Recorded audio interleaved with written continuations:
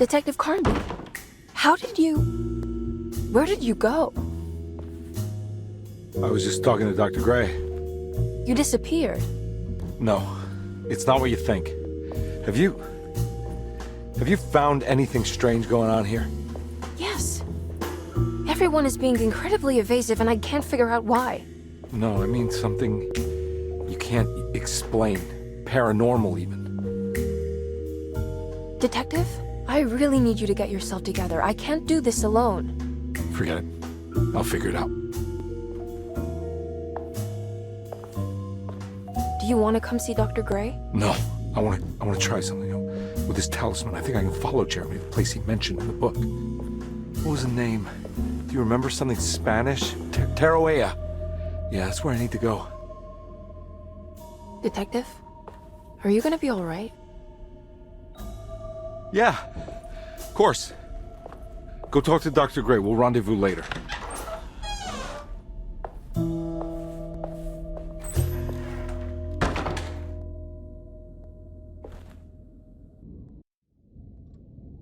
This talisman brought me back from the French Quarter in the blink of an eye.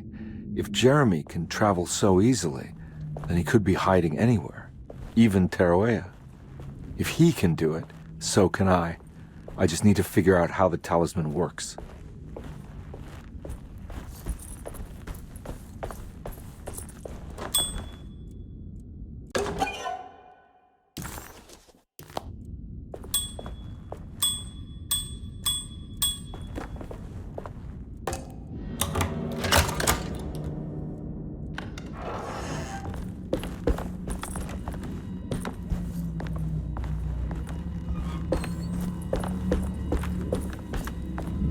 There's no way I can get into this thing.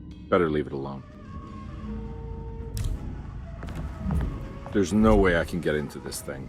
Better leave it alone.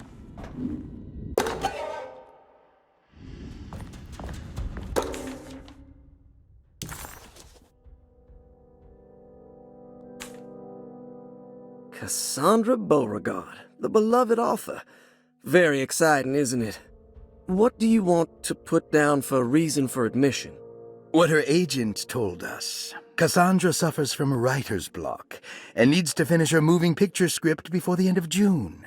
Mr. Chardot suggests Cassandra's heavy use of barbiturates is holding her back and risks ruining her career. And how should we summarize her personal history? Let's keep it short.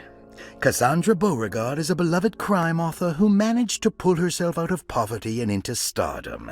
5 years ago, she tried killing herself by jumping off a balcony. The incident left her a cripple and now relies heavily on her wheelchair. And for diagnostic impressions? Cassandra suffers chronic back pain following her suicide attempt. She self-administers morphine to keep herself ambulant, but has become addicted and the desired effect is now lost. The drug abuse clouds her mind, and she is unable to focus on real life. To save herself from this insight, she instead makes up stories to fill out the gaps in her own thought process, resembling the Korsakoff syndrome. Oh, bravo, Doctor. How will you treat her? First of all, she needs to be weaned from her drug addiction, and hopefully it will resolve her compulsive lying. Then look into permanently numbing her pain in her back through surgery. Finally, deal with her suicidal thoughts. Fantastic. With such a short time before June, I really hope she gets better soon. We will do what we can. Grace Saunders, 11 years old. Reason for admission? The mother insists on strict supervision by a proper gentleman to avoid further perversion of Grace's adolescence. Personal history? Grace's family possesses modest wealth and status. Her childhood seems ordinary, spending most of her time with private teachers and family friends. Grace's father recently passed away, leaving her mother the sole caregiver. And diagnostic impressions? Grace has trouble dealing with her father's death. She is willingly suppressing her feelings on the matter and isn't properly acknowledging the trauma she suffered. Any planned treatment? Grace needs nothing out of the ordinary. She simply needs parental guidance. Eventually, we can work on her feelings toward her father. Thank you, Doctor. I'll finish the paperwork and get her installed. Malcolm McCarthy, 54 years of age. Reason for admission? McCarthy admitted himself to Dorsetto, stating simply that he needs some damn rest. And personal history? McCarthy claims he used to work as a lawyer in Baton Rouge, but says he can't go into details because of some legal dispute. His background remains largely a mystery, except for the occasional clue that he drops in conversation. Huh. And diagnostic impressions? McCarthy is an anxious man and an alcoholic. He often tells half-truths due to some deep-seated inability to trust other people. And how will you treat that? McCarthy will take some time to open up. Spending time with Jack's dog or the child should be good for him. Their harmless nature will help build his sense of trust. Thank you, Doctor. Elisabetta Perosi, 33 years old? What should I put down as reason for admission? Well, Perosi broke into Dorsetto and was found wandering the grand parlor. She was confused and suffered partial amnesia. She insisted she belonged here and offered to pay for her stay. Right. What do you make of her story? Perosi claims to have been a member of the Astarte artist colony some 20 years ago. A claim that seems contrafactual due to her young age. She looks to be and even thinks she is 33 years of age. That would make her a child at the time. It seems fair to say that Perosi's story is untrue, deliberately so or not. Diagnostic impressions? Do you have anything? Perosi's story is peculiar because she retracted her story about the artist colony. She no longer claims to be the same person as Elisabetta Perosi. However, my staff's research has confirmed there was a Perosi at that time who was in her early 30s. I suppose this case will take some time to investigate. How will you go about it? I wanted to contact the real Perosi, but it seems the whole colony disappeared one night. September 29th, 1915, during a hurricane. I will have to take it slow and figure out what this spell of impersonation could have been. Oh, I'm sure it will all clear up eventually. Thank you, Doctor. Ruth Talon, 29 years of age. Reason for admission? Ruth's father wishes that his daughter be removed from New Orleans nightlife for the foreseeable future. He fears that her overly free spirit is tarnishing the family's reputation. Sounds simple enough. Personal history? Ruth comes from considerable wealth. Her family owns several hotels and restaurants. Unlike the rest of the family, her sense of adventure has taken her around the world, including France during the Great War as a photojournalist. The last decade, she has provoked many rumors of being a debauched flapper, bordering on nymphomania. And diagnostic impressions? Despite her father's frivolous reasons for her to be admitted, Ruth does seem to provide an interesting case. She is refreshingly open and doesn't shy away from talking about her life during the war or her continuous celebration after returning to the States. She is admittedly a sexual deviant and feels no remorse. And her treatment plan? Simply staying at Dorsetto should do wonders for Ruth. If not, at least for her family's reputation. Ruth doesn't need to change, but with therapy I might be able to share with her some sympathy towards her family. I doubt she will settle down and become as dull as the rest of them, but at least she might try to be more discreet in the future. Looks like all the patients are accounted for, except for Jeremy.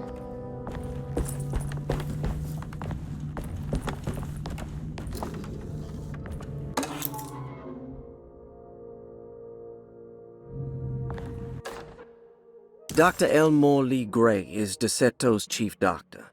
Accounting and all administrative work is handled by me, Paul Waits. Magdalena Thompson, or Mags, is responsible for the household. Jean-Baptiste and Charlotte Tabois are responsible for keeping the guests' medical regimens in check. Finally, Jack Chance is our gardener, who can occasionally be seen in the conservatory, but is for the most part busy outside. There are currently 6 guests at Dosetto. Malcolm McCarthy and Ruth Tallant reside on the first floor. Jeremy Hartwood, Elisabetta Perosi, Grace Saunders, and of course Cassandra Beauregard live on the second floor.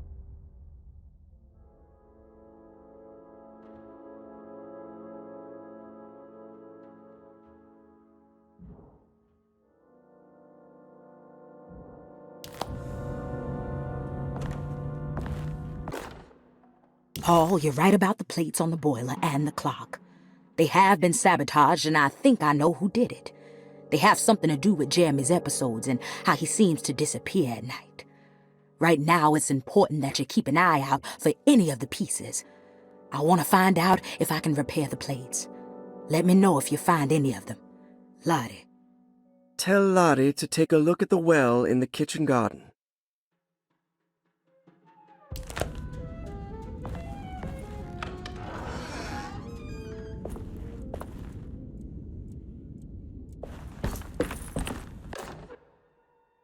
Saw your notice in the boiler room. You should know Mr. Chance won't be coming back. I got no business being in there myself, but you can take a valve from the wine cellar if you want to try to stop the steam pouring out. Be careful. I need the key. I need the key.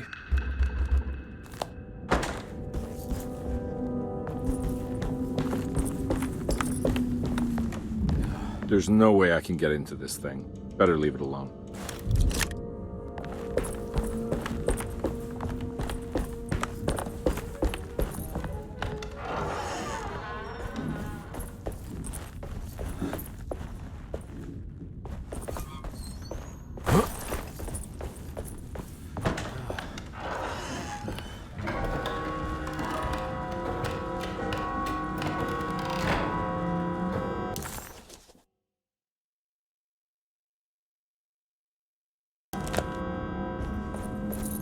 I'm not gonna walk out of this now. I need to help Emily save her uncle. I need the key.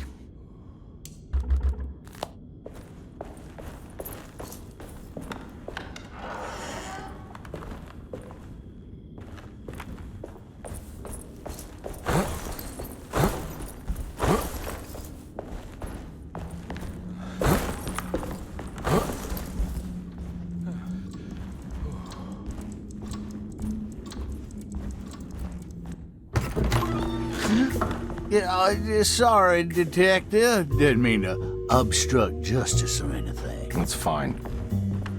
You know, I'm kind of busy with my own case of a missing person. I was wondering if you've seen Grace, a girl about yay high? Can't say that I have. Why are you asking? Well, I'm looking for her. Is she in trouble? No. She's just hiding somewhere. But we can't have a rascal like that running around unchecked at a time like this, you understand? Well, I haven't seen her. Well, let me know if you find her. I'll be around. I'll keep an eye out for your man, Jeremy. You scratch my back, Detective, and I'll scratch yours.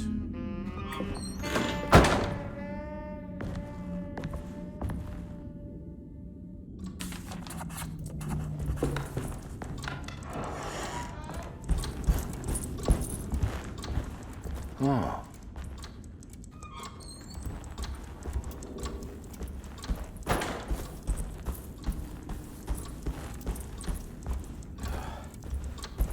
It's stained.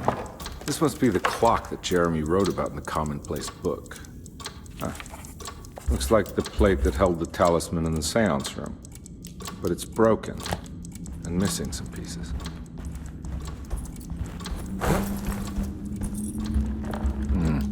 I need the key.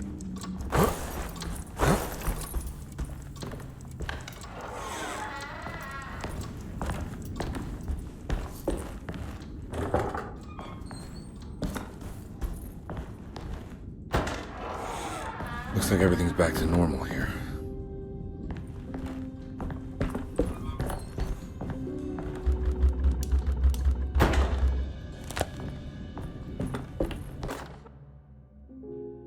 Emily's here.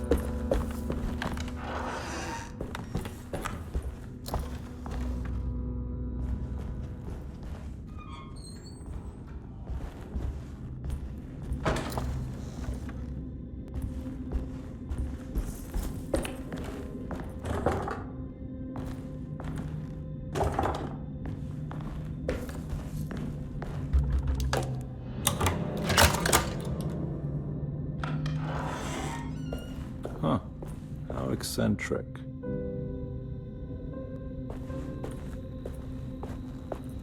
What are these symbols? Looks like alchemy, or star constellations.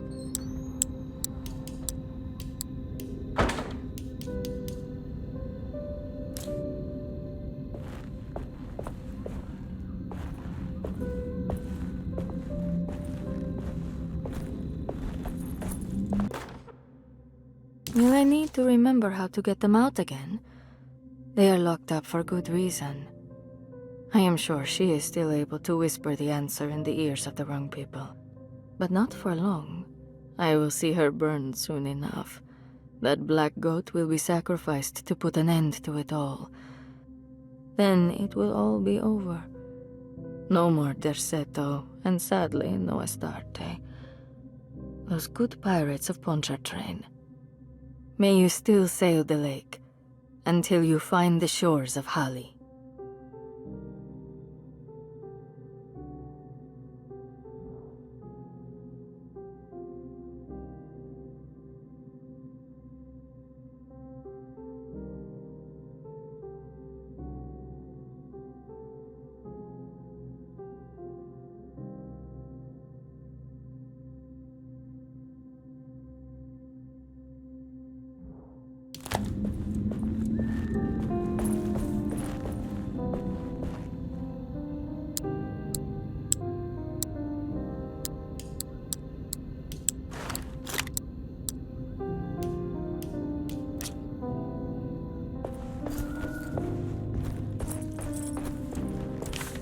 Astarte artist colony.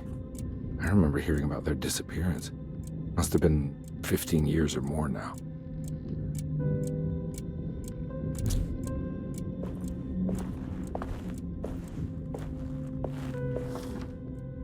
These paintings got some grim-looking rot on them.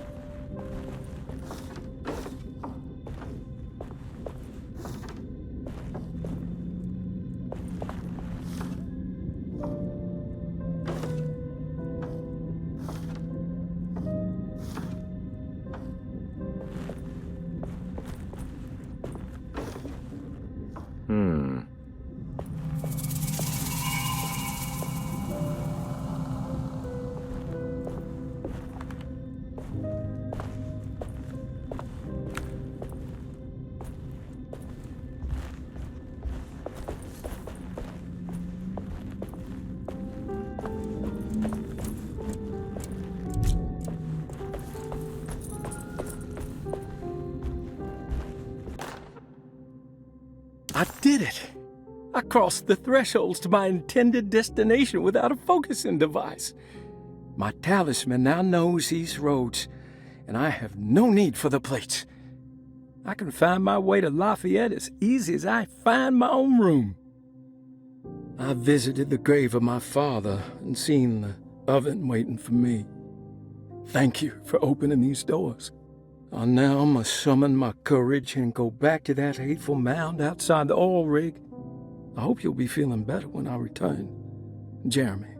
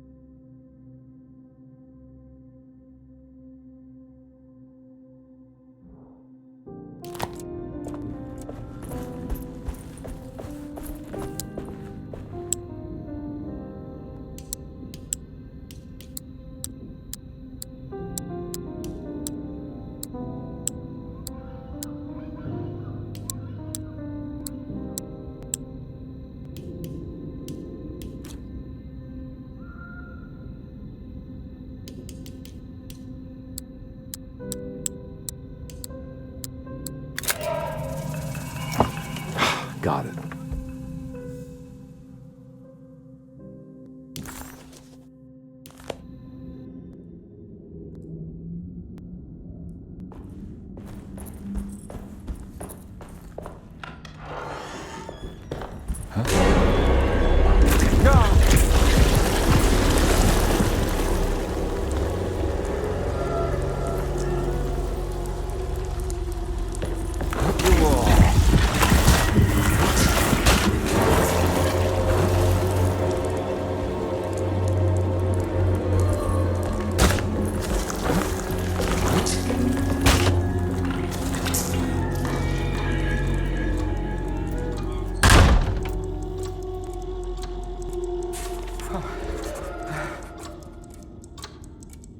What happened? Detective Everything's normal again? Right.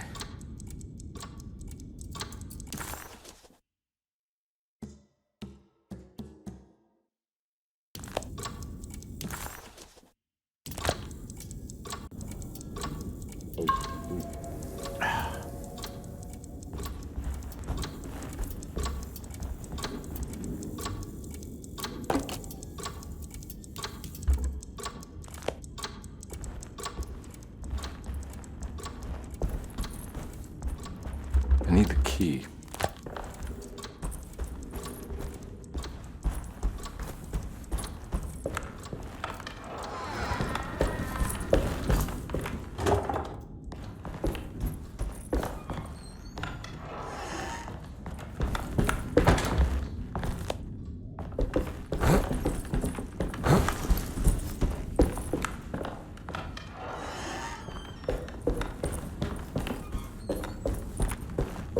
Huh?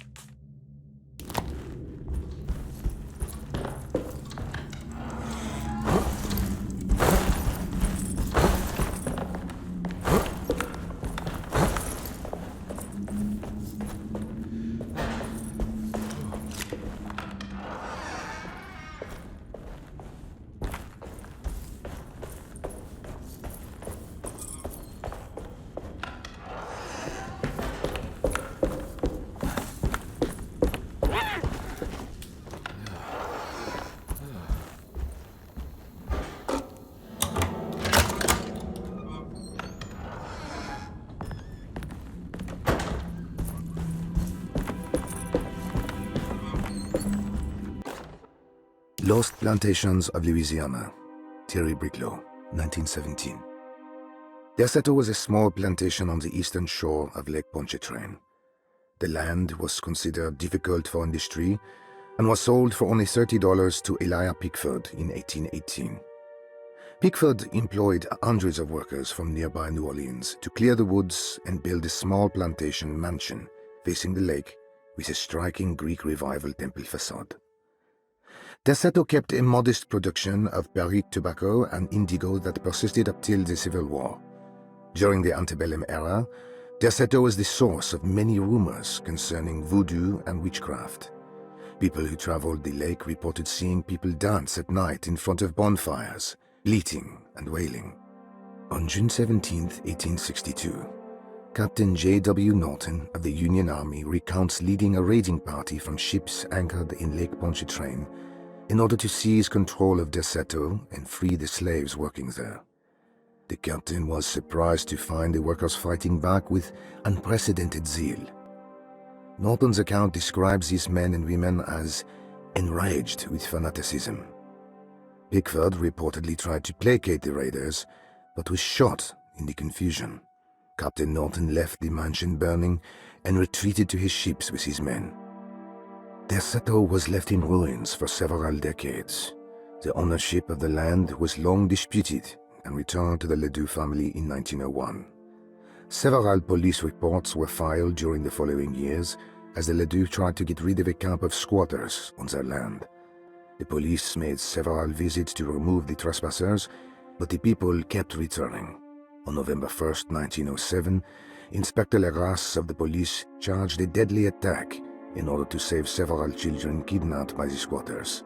Many were killed, and even more were jailed. The following year, Ledoux rebuilt Derceto, incorporating the surviving stone foundation and adding a magnificent wrought iron conservatory.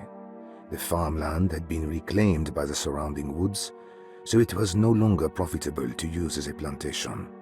Instead, the house was turned into an artist's colony. The Astarte Artist Colony was a successful group of artists, including figures such as painter Heinrich Cassel and poet Nora Keith. The group was also known for their beloved Mardi Gras crew called the Pirates of Pontchartrain. On September 29, 1915, a tropical hurricane tore through Louisiana, causing Lake Pontchartrain to flood New Orleans. Due to the remote location of Derceto, it took almost 2 weeks for outsiders to learn that the artist's colony was abandoned. The 12 residing artists had all vanished without a trace. The empty mansion of Derceto still stands on the shore of Lake Pontchartrain, with much of its temple facade intact. The Ledoux family currently has no intention of repairing the house.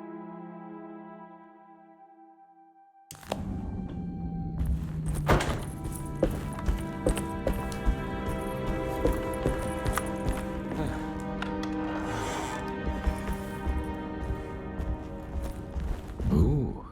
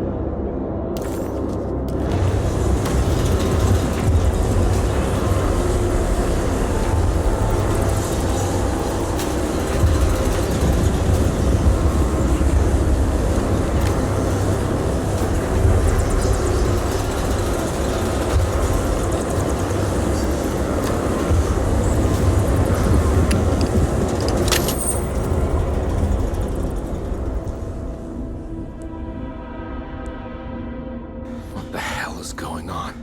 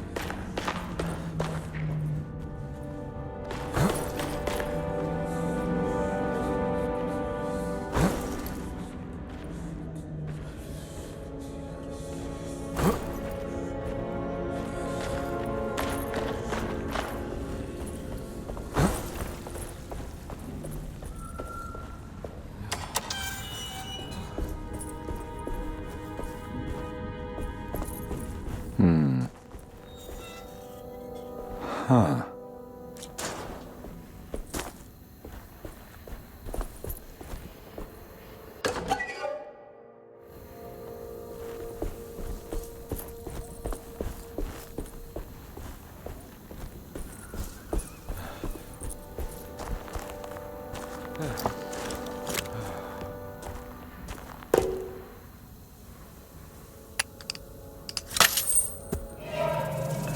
Got it.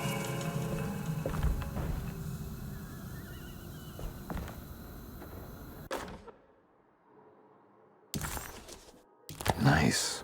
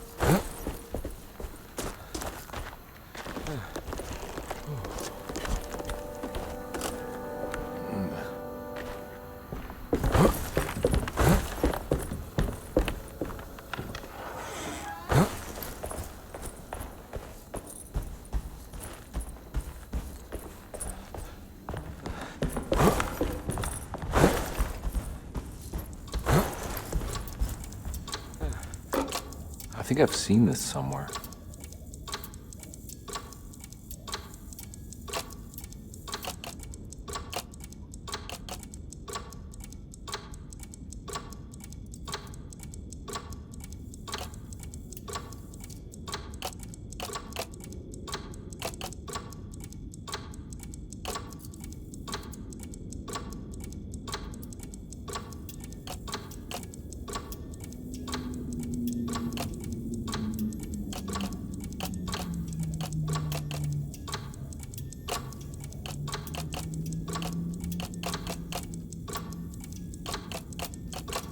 There was something in the commonplace book about this.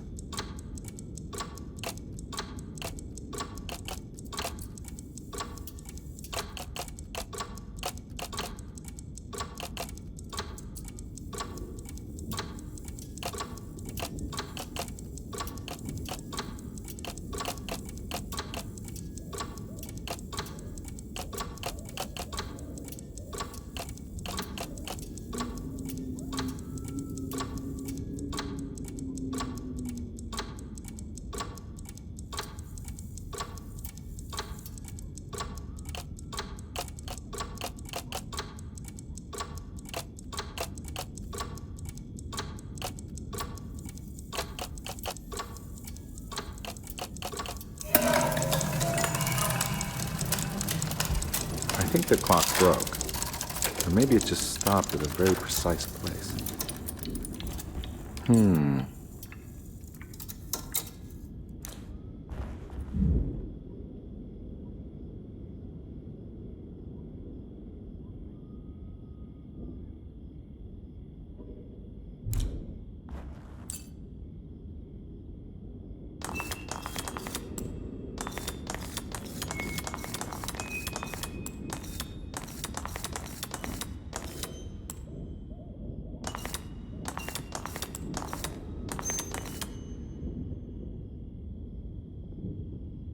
There's a picture in the black glass. It's showing me something.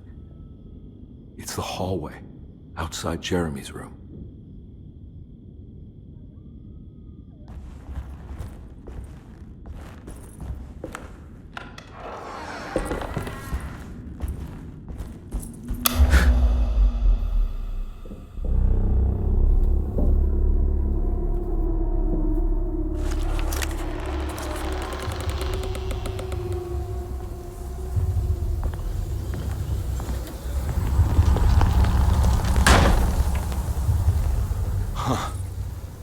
made it. I entered another one of Jeremy's memories.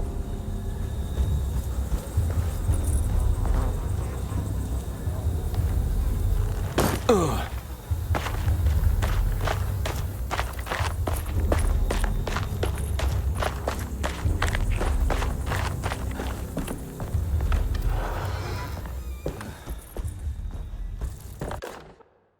May 1923.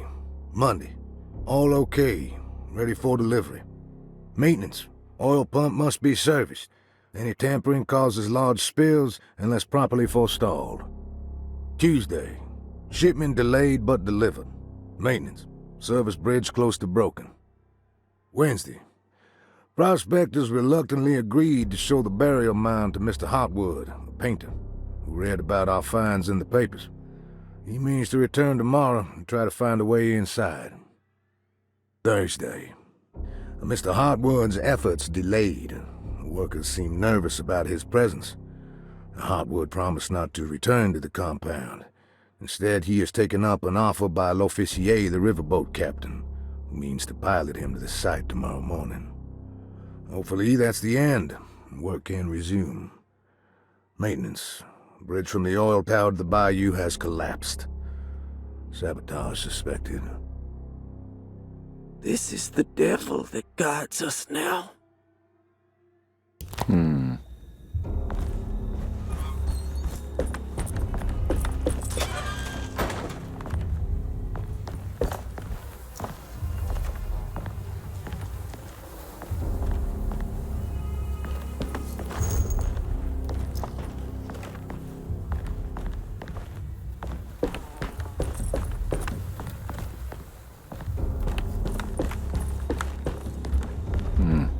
I need the key.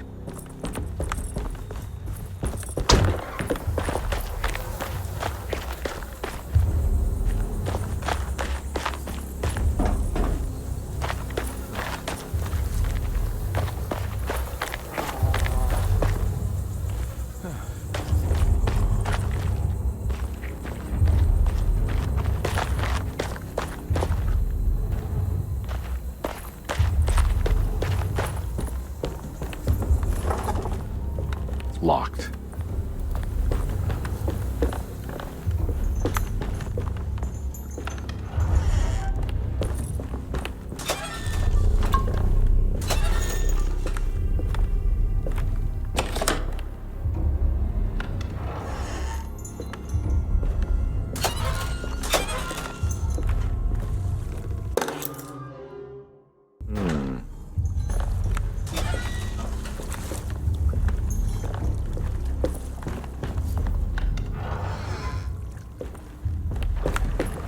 There's something missing.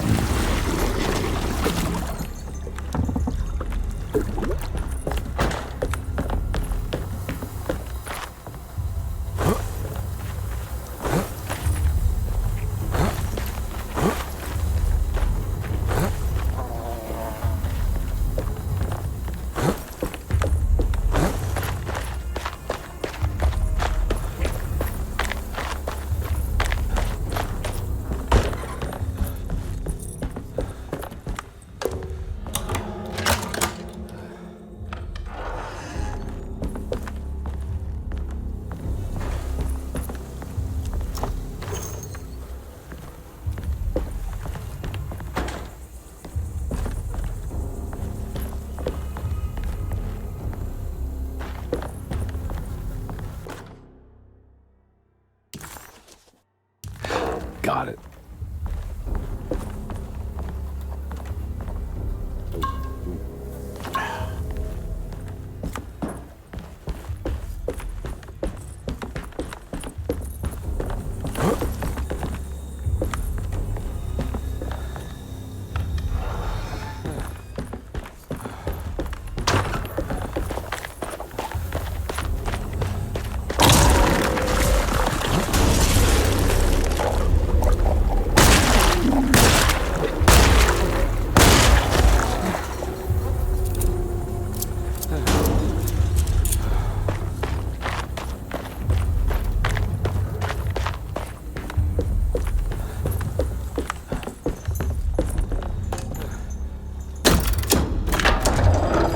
worked.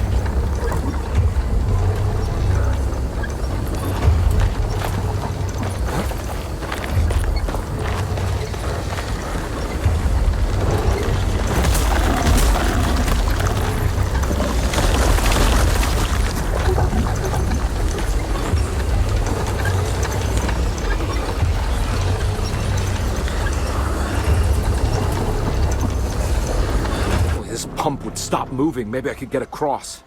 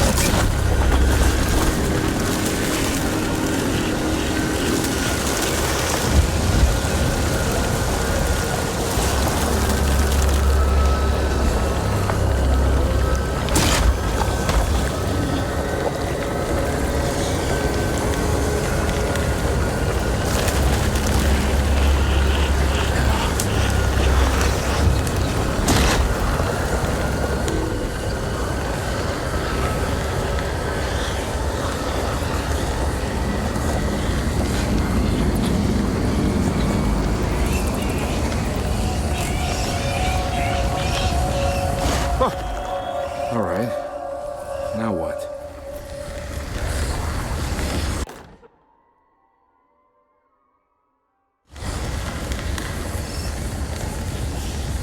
Yeah, come on, Carnby. Wouldn't you rather fall to your death than go up in flames?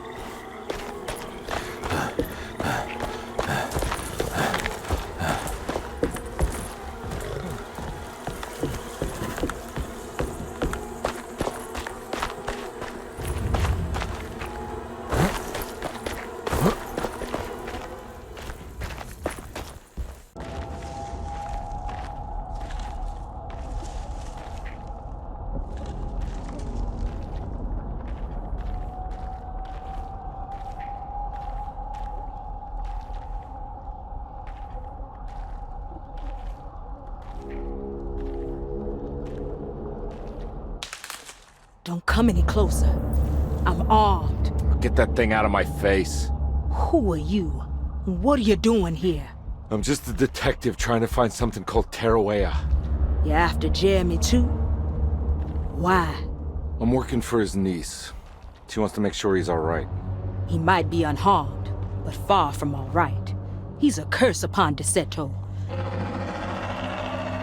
Here we go again. Quiet.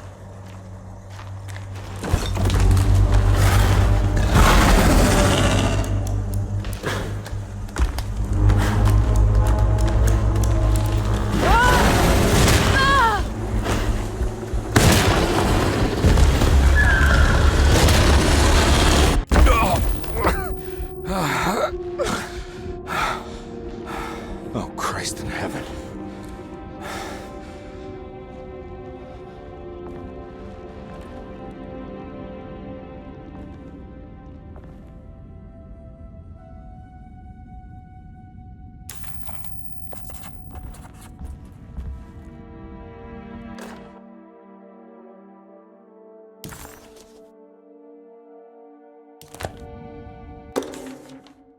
Reflections on the Power of the Verb in Certain Texts by Juan Luis Jorge. To act is in itself divine.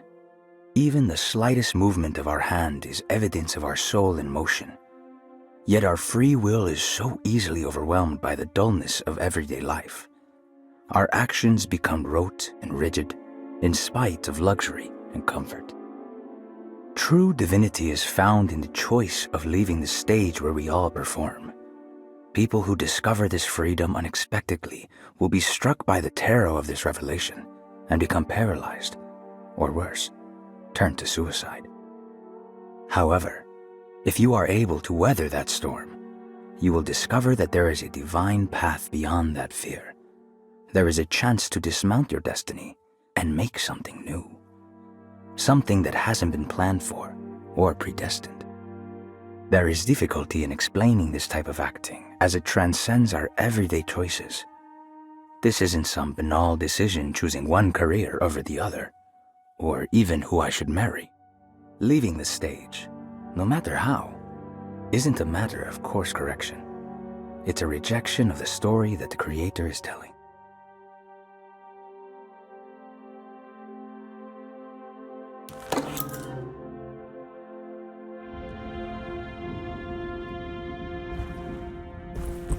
Ooh.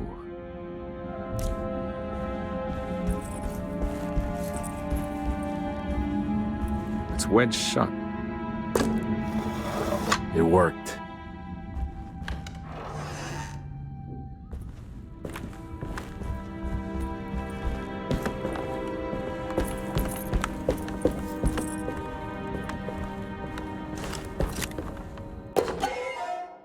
What's this?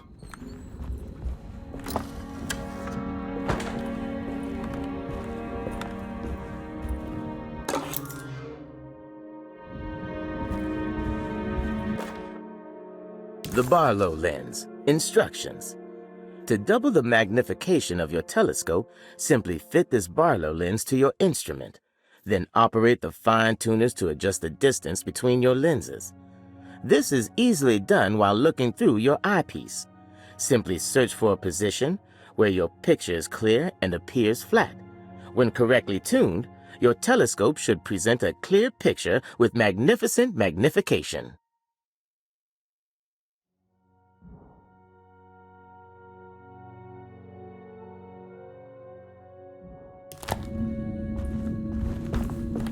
I don't think I have everything I need.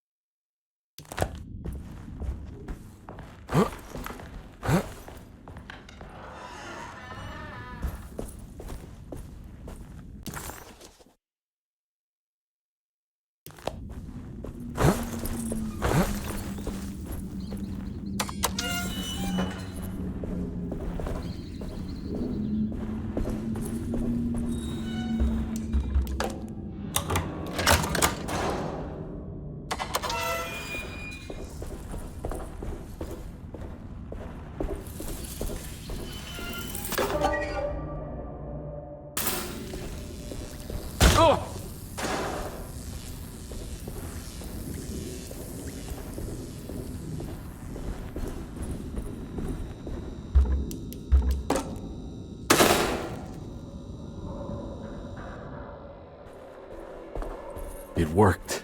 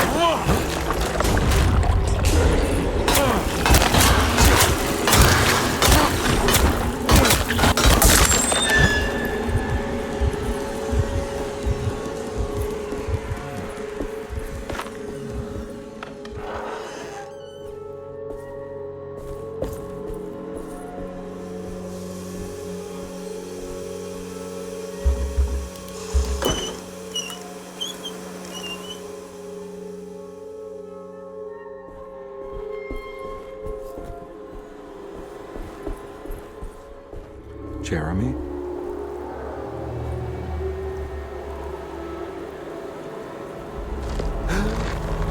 What the hell is going on?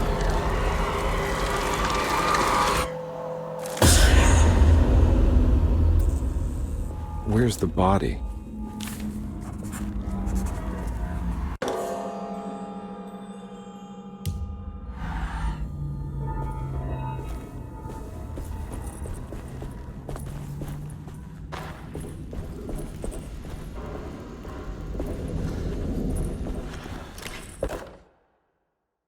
You know, Mr. Waits, I saw a piece of the plate that Liza broke. I think she's been hiding them. She's not very good at it. She just chucked it into the little room with all the tools behind the boiler. I left it there. I didn't want to embarrass her by picking it up while she was looking. We went upstairs instead and played backgammon. I let her win, because she's so unhappy. The piece looked like the one on display in Cassandra's room. You know about that one already, right? Or is your eyesight really that fuzzy? I hope you don't feel bad about your glasses. You only look stupid when you squint. Maybe if you had more eyes, you would see these things. I wish you had all the eyes you needed. Your best and favorite guest, Grace.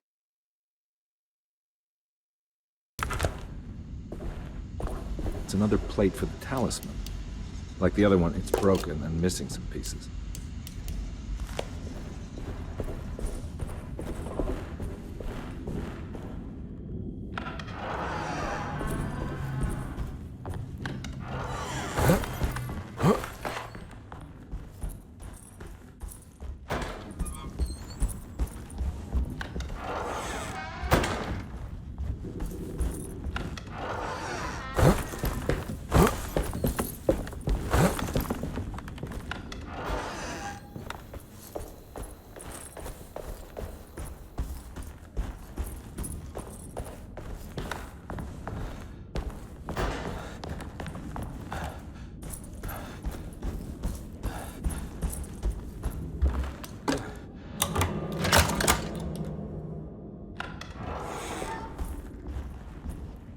There's something missing.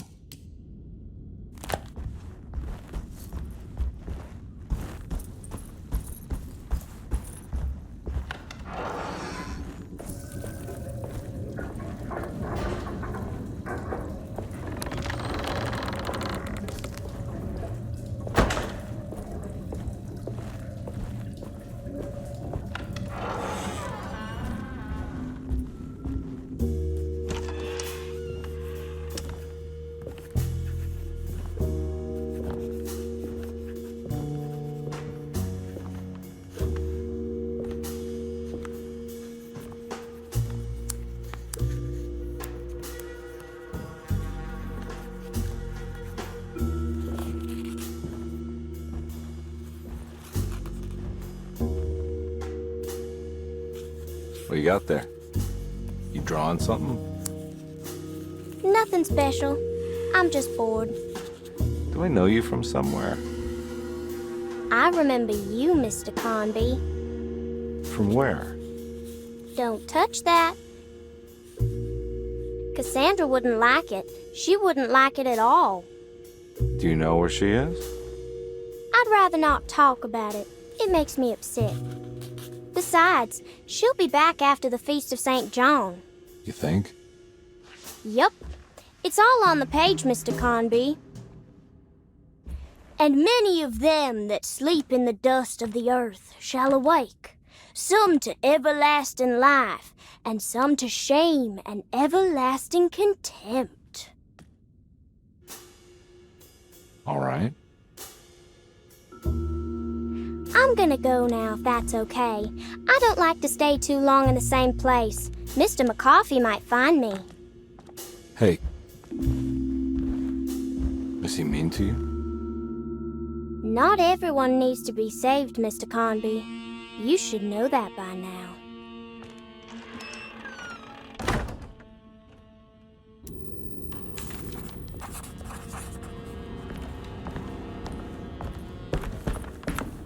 It's another one of those strange padlocks. So this is where Cassandra Beauregard ended up. For some reason, I thought she died years ago.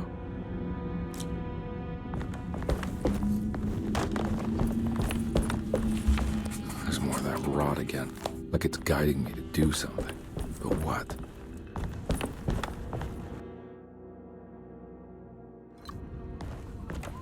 If I find the full set of bottles, then maybe I can make something out of the stains of rot. I don't think I have everything I need. Miss Beauregard, I picked up your medicine at the post office today. As you understand, it needs to be administered by the orderlies for your safety. I've put the box in Lottie's room for now, and I'm sure she will find you as soon as possible. Mr. Waits.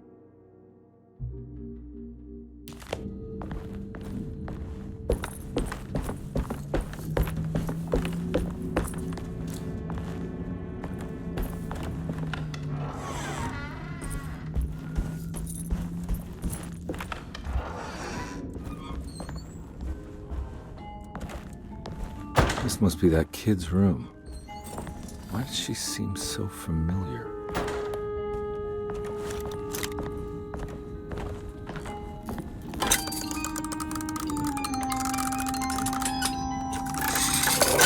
Huh.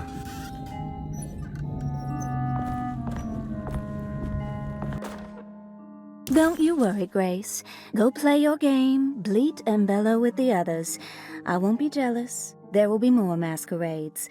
However, I would love it if you would finish my mask for the feast. With love, Ruth.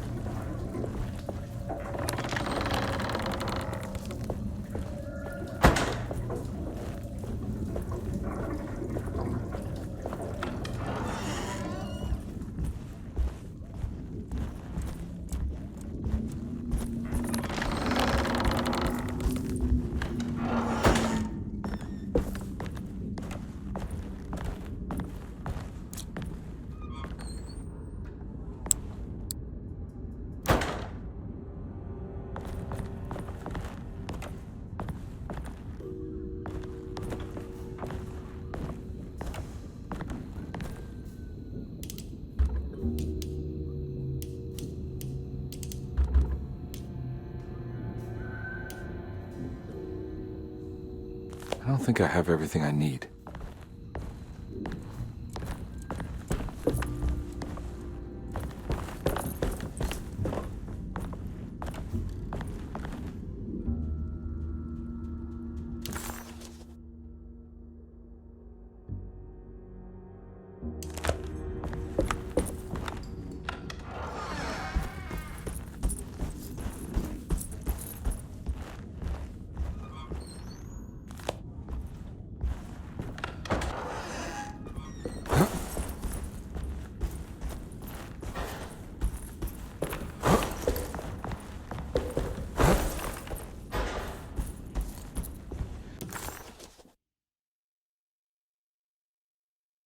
The medicine bottles had stains of rot on the labels, suggesting some greater shape.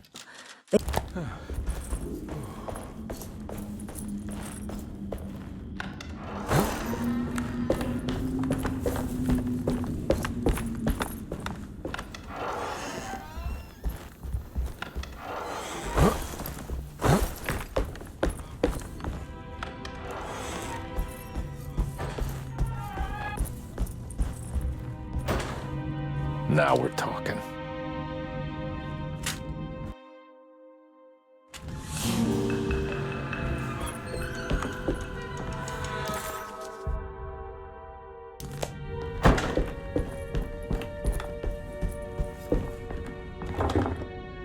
Huh?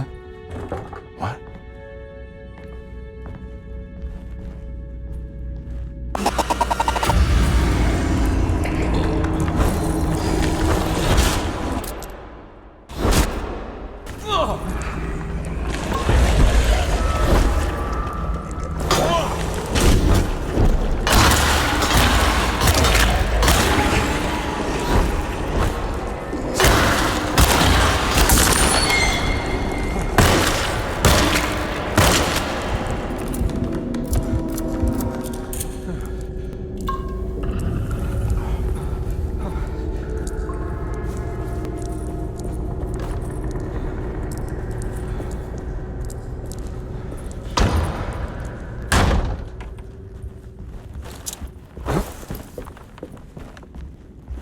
this... It worked.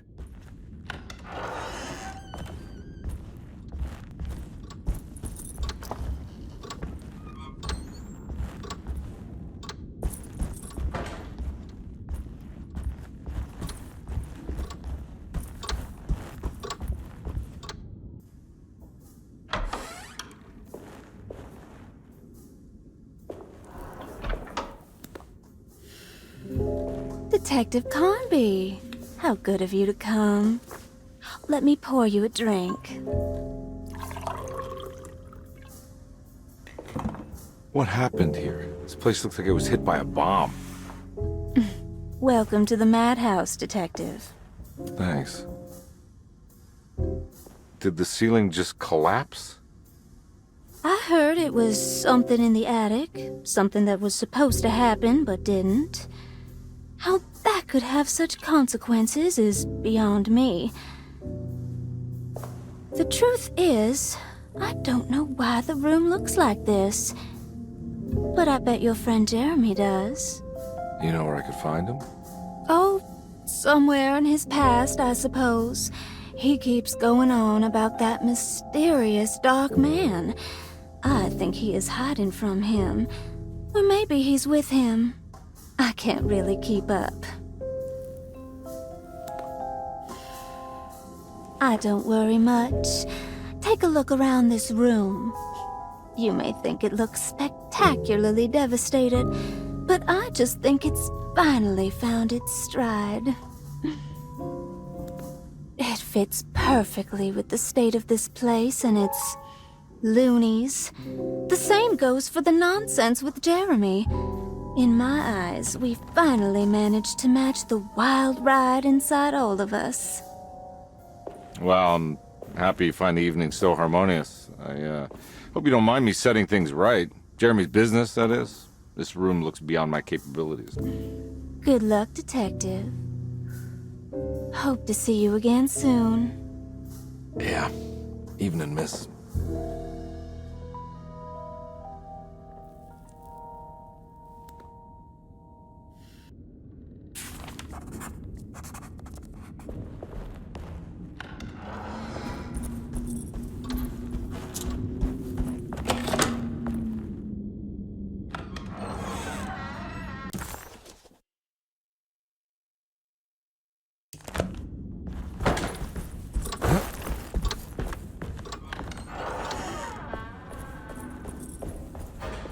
Can I get some more of that whiskey? Go ahead, Detective. I don't think I can stomach any more anyway.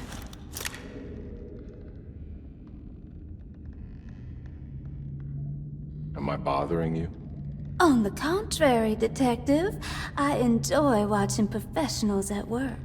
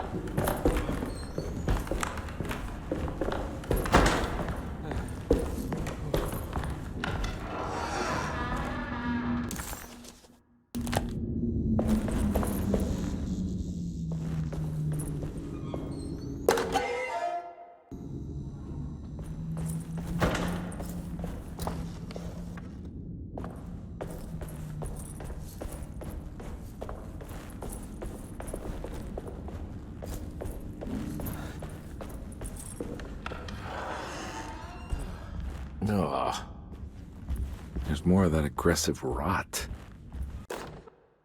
On the commonplace of evil, there lies virtue and stark irreverence, careless thoughts of luminous indifference. But blame not the beast we once were, which science so often wished to refer. Not the wicked full of sin, it is you who stand and grin. All our good intentions aside, whereupon we build our pride. Sunless solitude, follow not this corrupting light. Prophets of confidence always crashes out of sight. Hear me, for we all bear this mark.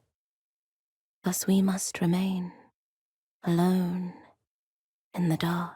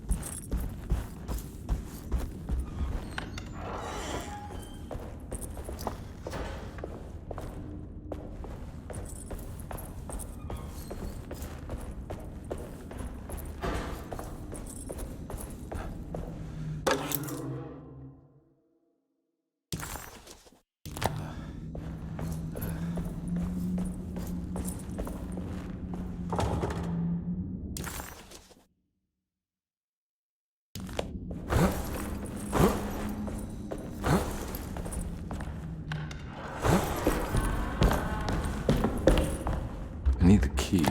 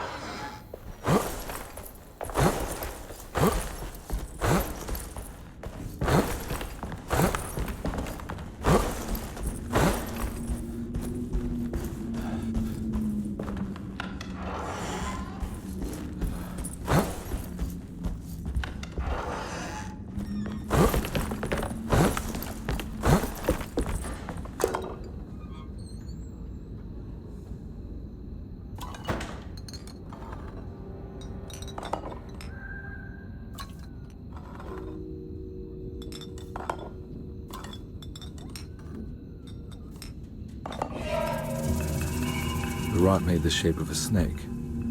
There must be something important to find here. Maybe it has something to do with the numbers on the labels.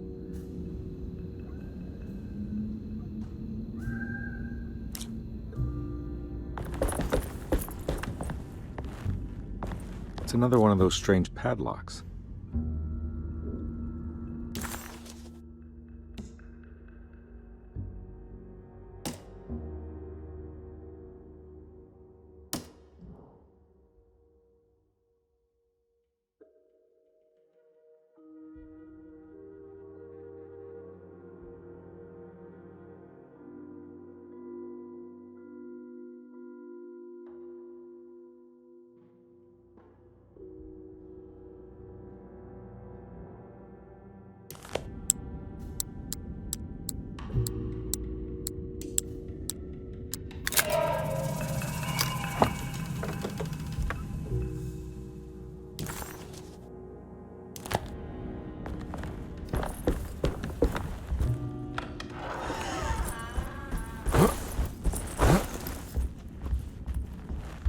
There's something missing.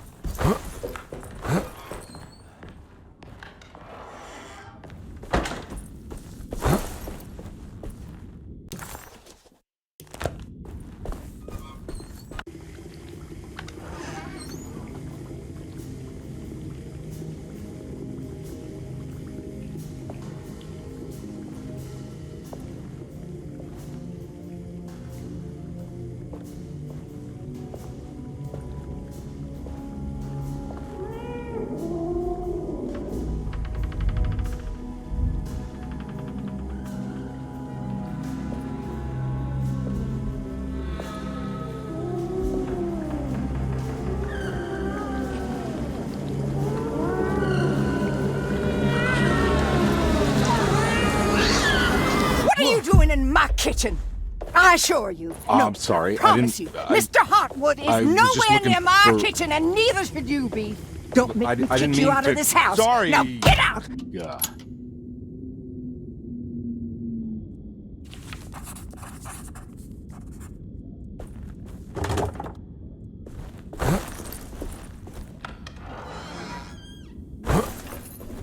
It's stained. Looks like some kind of rot.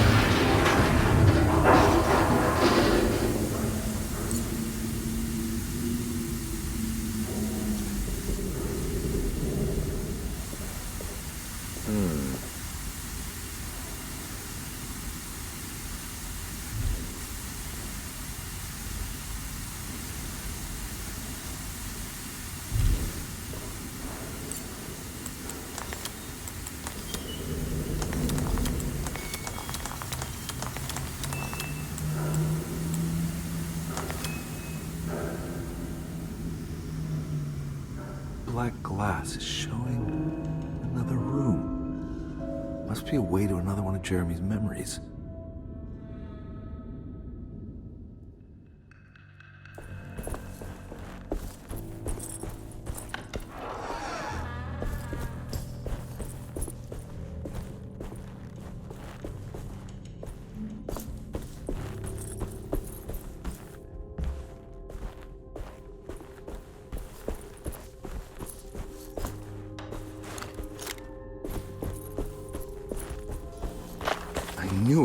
I knew it would work. You're getting good at this, Carnby. Maybe a little too good at this.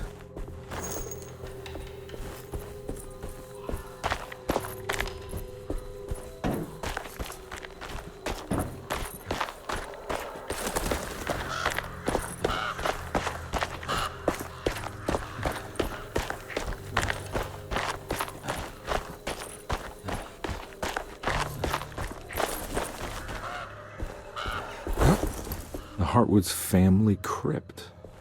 Emily's family must have deeper roots in New Orleans than I thought. I figured she was a Yankee like me.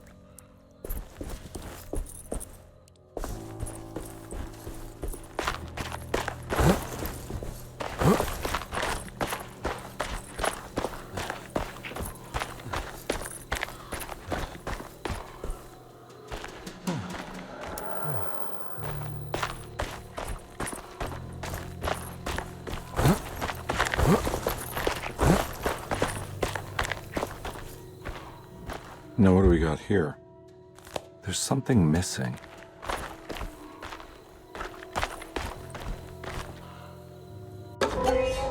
What's this?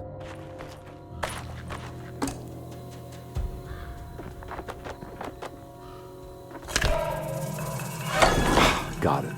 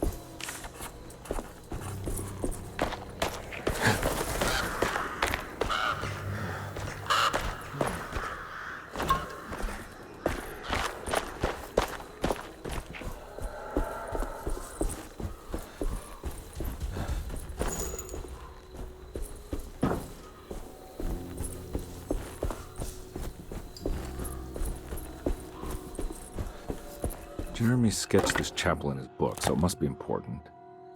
Looks like I'll need more medallions to open it, though.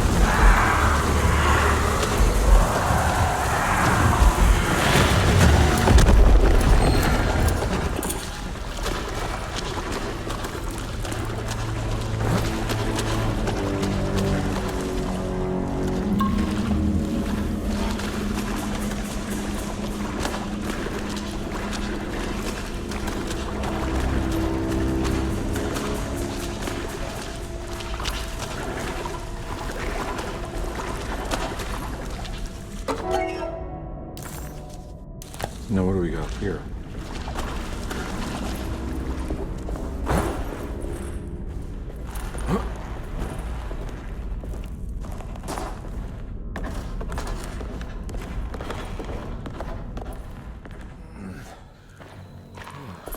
Thank God that's over.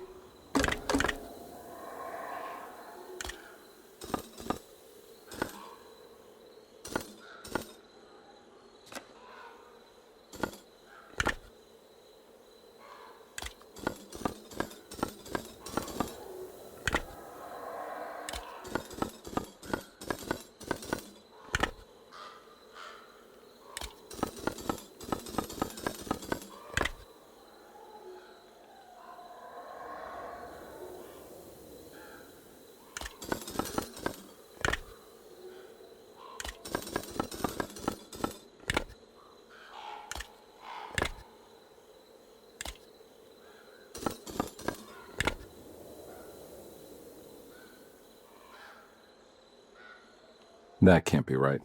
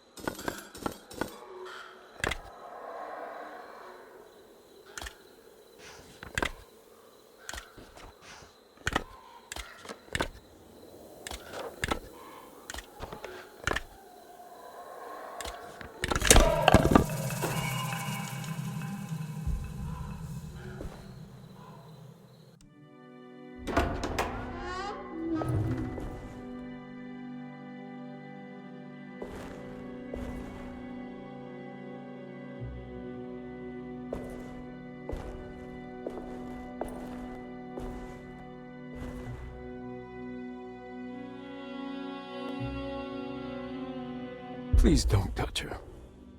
Jeremy, what are you doing here? Everyone's looking for you. I know, it's all a big mess. No one understands. I'm just trying to keep evil at bay. Just for a little while longer. You've got to come back with me. Your niece is waiting at Tercetto. Emily? Why would you... My letter. I'll keep making it worse. What is going on, Jeremy? How is any of this happening? I made a terrible promise with someone. The Dark Man. Who is he? No, don't say his name. He can hear us. He's always listening.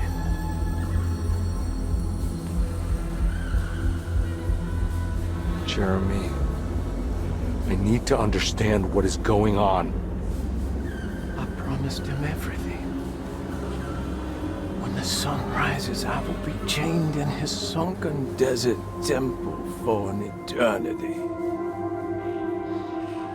But at least the evil about to awaken in Tercetto won't harm anyone outside of that cursed place. You're acting crazy, Jeremy. I want to help. There's nothing you can do. And what's all the business about Tarawea? Why did you want to go there? Well, I can't go there. Not allowed. But you wanted to. Can I go? Tell me, will it help me to break your pact? Is there something there that would help? Why would you give me hope?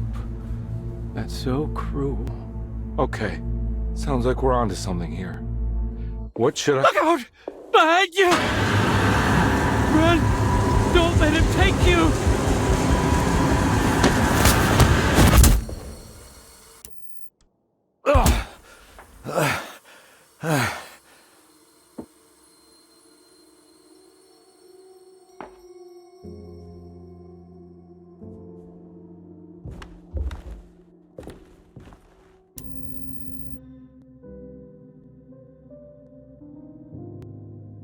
I've seen so many strange occurrences lately. Memories explode into existence and then burn out like tired glass bulb filaments. Dreamscapes crash down from the stars and sink into the sea.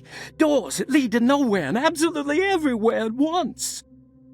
With all this reverie, I want to think there's a chance that you found a way to remain alive in some way I cannot fathom. Just like I've learned to navigate with my talisman. Maybe you, with all your knowledge, you somehow knew a way to find me again, perhaps in Tarawea. All my love, Jeremy.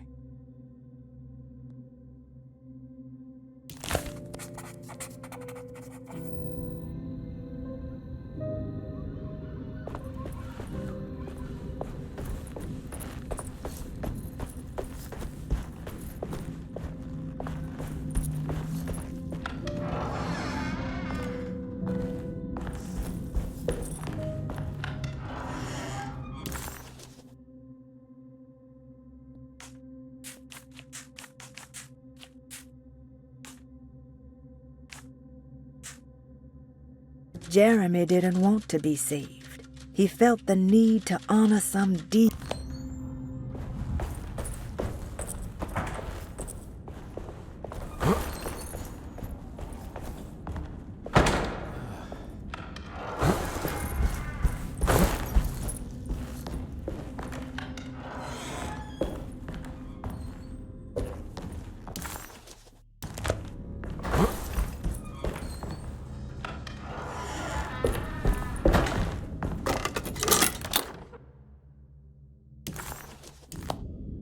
Telescope lens.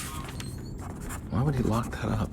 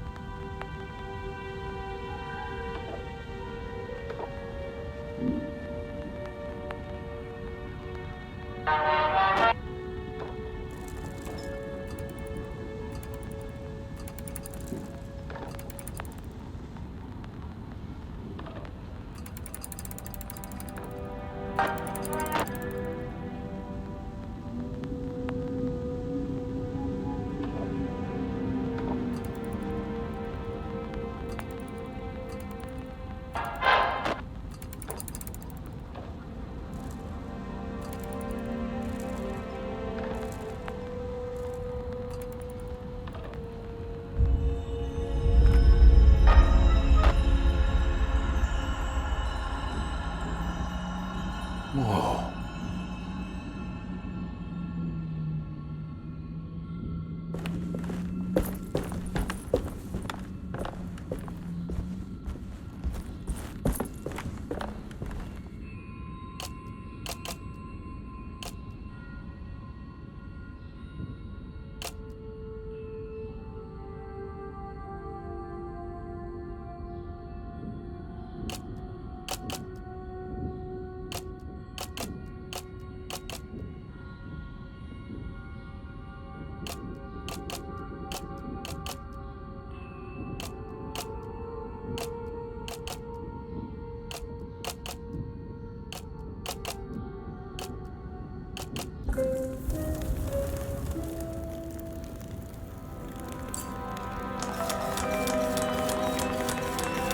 Whoa, what's going on?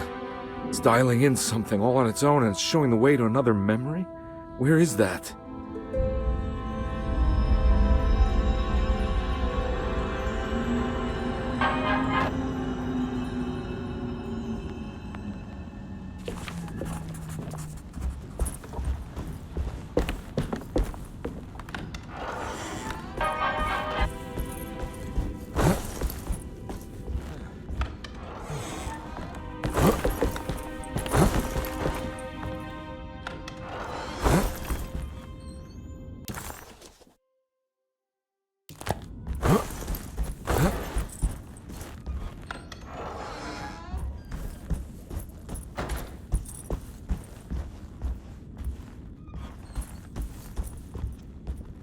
Here we go.